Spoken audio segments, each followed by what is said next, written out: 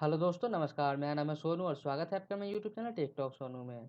तो दोस्तों, आज के वीडियो में हम लेके आए हैं एमएस एक्सेल की 5 बहुत ही पावरफुल टिप्स एंड ट्रिक्स जो कि आपके घंटों का काम मिनटों में कर सकती है दोस्तों। तो चलिए दोस्तों, वीडियो को शुरू करते हैं। दोस्तों, सबसे पहला जो ट्रिक है हमारा, आप देख सकते हैं, ये हमारे पास कुछ डेटा है। ये मुंबई, ये सिटी का नाम है और यहाँ पे पॉपुलेशन है। अब हमें क्या करना है, इसमें कुछ फॉर्मूले लगाने हैं। जैसे कोई भी डेटा हो आपके पास, उसमें कुछ फॉर्मूले लगाने हैं। जैसे मैं इसमें फॉर्मूला लगा रहा हूँ ये वाला, कि मुझे ये इस वाले को मल्टीप्लाई करने हैं इस वाले सेल से, ठीक है। तो मैं यहाँ पे इसको मल्टीप्लाई सिंपली कर दिया, तो ये तो पहला यहाँ पे हो गया। लेकिन अब मुझे इसी चीज़ को सीरीज में फिल करनी है यहाँ से यहाँ तक। तो देखिए दोस्तों, पहले में तो ठीक आया, लेकिन दूसरे का जब हम फॉर्मूला चेक करेंगे तो यहाँ D2 आ गया। लेकिन हमें क्या करना है, इसी सेल को हर एक को मल्टीप्लाई करना है। मतलब इस सेल में जो भी डेटा हो, इसी से हमें सारे सेल में मल्टीप्लाई करना है। तो हम कैसे करेंगे, इसके लिए आता है दोस्तों एब्सोल्यूट सेल्स वैल्यू, जिसको हम कहते हैं, जो जैसे ये वाला जो सेल है, इसको हम यहाँ पे फिक्स कर देंगे फॉर्मूले में। तो चलिए वो कैसे करते हैं। हम इस फॉर्मूले पे क्लिक किया। अब ये वाला जो फॉर्मूला है, हमें ये इसका जो सेल्स वैल्यू है, ये हमारा ये सेल एड्रेस है D1। अब D1 को हम सेलेक्ट कर लेंगे, और D1 सेलेक्ट करने के बाद हम यहाँ से अपने कीबोर्ड में प्रेस करेंगे F4 बटन प्रेस करेंगे तो देखिए दोनों तरफ डॉलर का साइन आ गया, $D $1। अब हम सिंपली इसको कर देंगे इंटर। तो ये हमारा हो गया लॉक, ये वाला जो सेल है ये हो गया लॉक उस फॉर्मूले में। अब इसमें जितना भी ड्रैग करूँ, इसमें जो मल्टीप्लाई होगा वो 30 से ही होगा, जो कि इस सेल का वैल्यू है। तो अब हम इसको ड्रैग करेंगे तो देखिए इन सारे जो जितने भी ये डाटा है हमारे पास, इस सबको 30 से ही मल्टीप्लाई करा है। तो दोस्तों, इस तरह से अगर आपको कोई कुछ भी डेटा में कुछ काम करना हो, जैसे एक ही सेल वैल्यू को आपको हर एक डेटा में मल्टीप्लाई करना हो, या फिर किसी भी तरह का कुछ भी करना हो, तो उसके लिए आपको F4 का यूज करना है, जिस भी सेल को आपको फिक्स करना है उस फॉर्मूले में। तो चलिए दोस्तों, बढ़ते हैं हम अगले ट्रिक की ओर। अगला ट्रिक जो है हमारा बहुत ही कमाल का दोस्तों, स्लाइसर।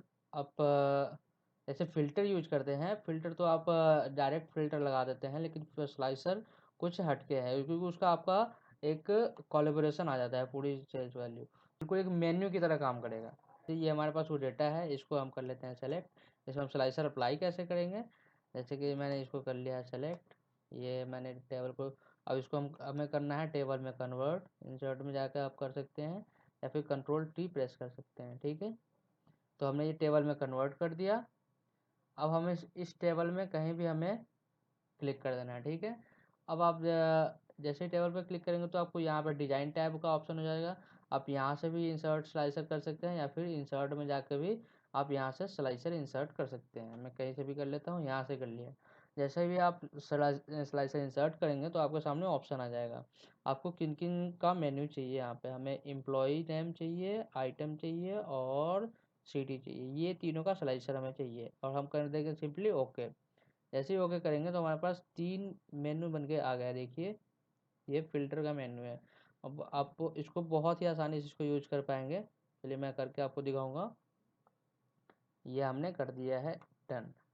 अब हमें सर्च करना है कि राहुल गुप्ता ने कितना सेल किया और कहाँ कहाँ सेल किया। तो जैसे हम इस पर क्लिक करेंगे तो ये देखिए राहुल गुप्ता का सारा ही डेटा यहाँ पे फिल्टर करके दे दिया। अब ये बस कीबोर्ड ही सेल किया है, और ये कौन कौन सी शहर में सेल किया है, तो दिल्ली और पटना में सेल किया है। वो ये इसमें भी आप देख सकते हैं दिल्ली और पटना, और ये सिर्फ कीबोर्ड ही सेल किया। अगर आप इसमें देखना चाहते हैं कि पटना में कितना सेल किया, तो सिंपली आपको यहाँ पे पटना क्लिक कर देना है। तो यहाँ का पटना का डेटा आ गया। यहाँ पे सिंपली दिल्ली क्लिक करना है तो दिल्ली का डेटा आ गया। आपको इसको हटाना है, यहाँ से आप क्रॉस कर दीजिए तो क्लियर हो जाएगा।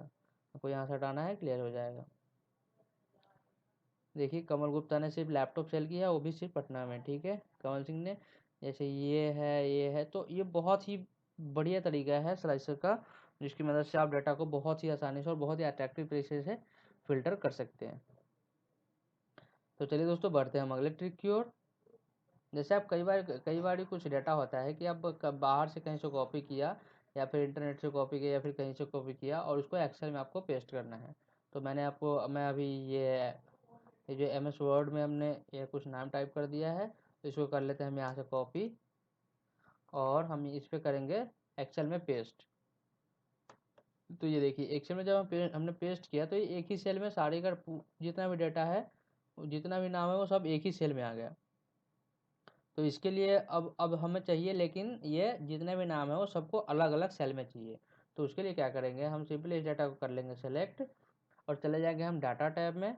और डाटा टैब में जाने के बाद यहाँ पे एक ऑप्शन आता है टेक्स्ट टू कॉलम का। यहाँ पे टेक्स्ट टू कॉलम पे इस पर क्लिक करेंगे। क्लिक करने के बाद, कॉलम करने के बाद यहाँ पे आपको इसी में टिक रहने देना है और करना है यहाँ पे नेक्स्ट।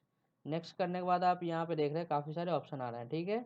तो यहाँ पे हमें करना क्या है, जितना भी स्पेस है स्पेस को ही वो लेके, और स्पेस के बाद वो जितना भी जहाँ जहाँ स्पेस है वहाँ वहाँ से डेटा को सेपरेट कर देगा। तो ठीक है, हमने यहाँ पे कर दिया है स्पेस। आपको अगर कॉमा, आपके डेटा में अगर कॉमा है तो कॉमा के जगह से आप उसको कॉमा पे टिक करेंगे। तो मैं स्पेस की जगह पे इसको अब हमें सेपरेट करना है। तो स्पेस पे क्लिक कर दिया और यहाँ से करेंगे हम नेक्स्ट। तो आप देख सकते हैं यहाँ पे नीचे की तरफ इसका प्रीव्यू भी दिखा रहा है कि ये अलग अलग कर रहा है हमारे पास।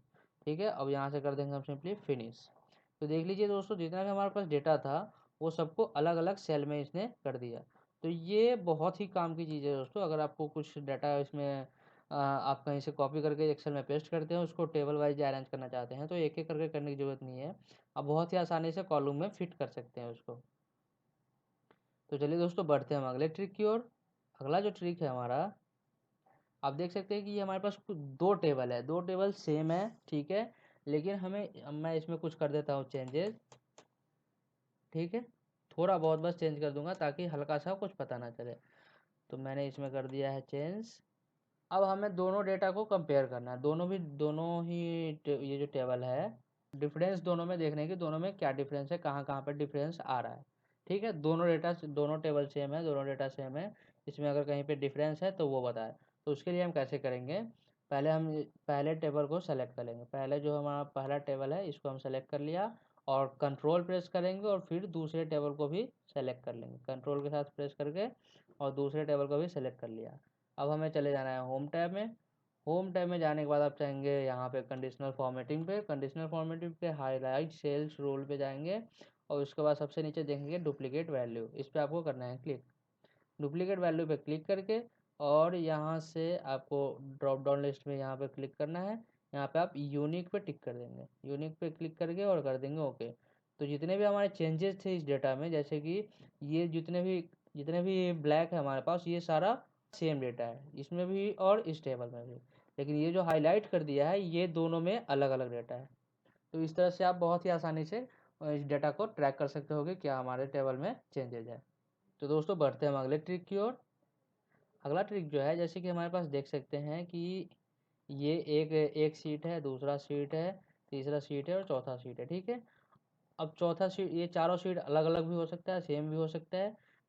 अब इसमें लेकिन हमें कुछ फॉर्मेटिंग करनी है, चारों सीट में एक जैसा फॉर्मेटिंग करनी है। तो उसको हम कैसे करेंगे, अब एक एक सीट में करेंगे तो बहुत टाइम लगने वाला है। अगर आपने एक सीट में कर दिया, फिर एक सीट में करने के बाद फिर दूसरे सीट में करेंगे, फिर तीसरे सीट में करेंगे, चौथे सीट में करेंगे, तो ये बहुत टाइम लेने वाला है। तो उसके लिए हम क्या करेंगे दोस्तों, बहुत ही बढ़िया और बहुत ही कमाल का ये तरीका है कि आप सिंपली यहाँ पे क्लिक करें, ठीक है, और शिफ्ट प्रेस करके और लास्ट वाले पे क्लिक कर दे। तो ये यहाँ से यहाँ तक के डेटा 1 2 3 4 जो भी सीट है हमारी, वो ग्रुप हो गई है, ठीक है। अब हम किसी भी सीट पे, जिस सीट पे है उसी सीट पे सिर्फ फॉर्मेटिंग करेंगे, ठीक है।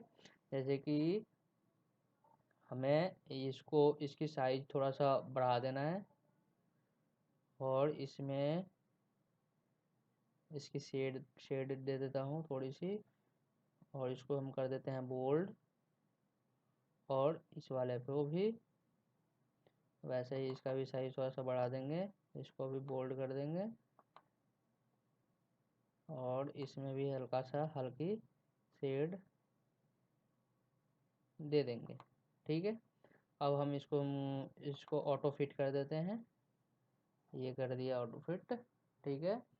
अब थोड़ा सा मैं इसका भी साइज, इस डेटा का भी, इसको मैं कर देता हूँ, सारे को कर दिया सेलेक्ट, इसको भी मैं बोल्ड कर देता हूँ, और इसका भी साइज बस 1 पॉइंट बढ़ा दूंगा मैं, ठीक है, ये कर दिया।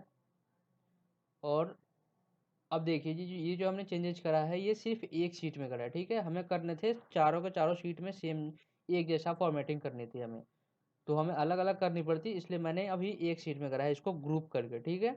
अब जैसे ही आप देख सकते हैं कि अब ये जो फॉर्मेटिंग करा है हमने, अब आप देख सकते हैं दूसरे शीट पे, अब ये ग्रुप पे है, ठीक है। अब दूसरे शीट पे आप देखेंगे तो दूसरे शीट पे भी सेम चीज़ फॉर्मेटिंग हो रखी है, पहले 6 पे, 8 पे, 7 पे, अब जिस भी शीट पे जाएंगे वो सेम चीज़ फॉर्मेटिंग हो रखी है, ठीक है। अब आप इसको क्या करना है, ग्रुप हटा देने हैं यहाँ से, कंट्रोल के साथ प्रेस करेंगे तो ये अनग्रुप हो जाएगी। तो ये देखिए, अब तीनों शीट में ना सेम फॉर्मेटिंग हो रखी है, ये ग्रुप में, ये ग्रुप है, ये है, ये है, ये है, तो तीनों शीट में सेम फॉर्मेटिंग हो गई एक बार में ही, हमें अलग अलग शीट पे करने की ज़रूरत नहीं पड़ी। तो ये बहुत ही बढ़िया तरीका है, आप कितने भी शीट पे एक साथ फॉर्मेटिंग कर सकते हैं। जैसे कि आपको कुछ हेडिंग लगानी हो जो कि सारे सारे पेज पे एक जैसा रहे, तो उसको भी आप कर सकते हैं। या एक्सेल में जितने भी शीट बनाए उस सब पे एक जैसा फॉर्मेटिंग हो, टेबल का या फिर कुछ कोई चीज़ का, तो उसको आप उसको सारे शीट को ग्रुप करके और एक शीट पे फॉर्मेटिंग करें और बाकी सारे शीट पे ऑटोमेटिकली वो हो जाएगी। तो दोस्तों आशा करता हूँ ये सारी ट्रिक्स आपको पसंद आई हो और ये वीडियो आपको पसंद आया हो। और अगर आपको ये वीडियो पसंद आया हो तो प्लीज़ हमारे वीडियो को एक लाइक ज़रूर कर दें। और अगर आप मेरे चैनल पर नए हैं तो प्लीज़ हमारे चैनल को सब्सक्राइब कर लें और बेल आइकन का बटन दबा दें, ताकि मेरा हर वीडियो का अपडेट आप तक सबसे पहले पहुँचे। तो मिलते हैं अगले वीडियो में, तब तक के लिए नमस्कार।